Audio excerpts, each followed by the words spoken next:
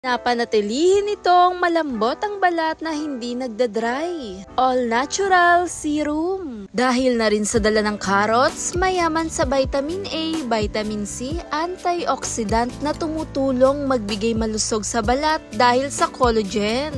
At dito nga po sa aking ginawa, kinuha ko lamang yung mala juice at sabaw ng carrots. At sliced lemon ang aking nilagay.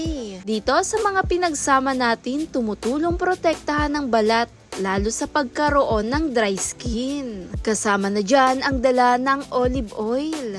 1 teaspoon lang ang aking nilagay. Likas na moisture ang dala ng olive oil na pinapanitilihing hydrated ang ating balat, na pinoprotektahan nito na maiwasan ang pagkatanda ng ating kutis, na nagbibigay makinis at napakaganda sa balat. Anti-aging na rin to, isama mo na rin sa skin routine. Bukod pa dyan, kagandahan dala ng lemon, mayaman sa vitamin C na tumutulong mag-skin brightening, lightening sa kutis. Dahil sa dala ng vitamin C at powerful antioxidant. Tumutulong sa pangingitim, hyperpigmentation, gamitin lamang itong routine na ito.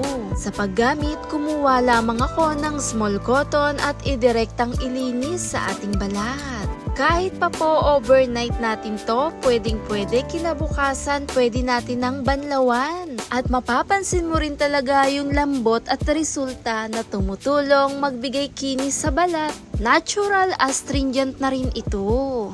At heto nga po ang siyang magsisilbing serum sa ating balat na pinapangalagaan na nagbibigay moisture. Maiiwasan ang palatandaan ng fine lines at wrinkles. Dahil na rin sa katangian ng yaman nito sa antioxidant at nagbibigay collagen sa ating kutis. Thanks for watching guys! Bye!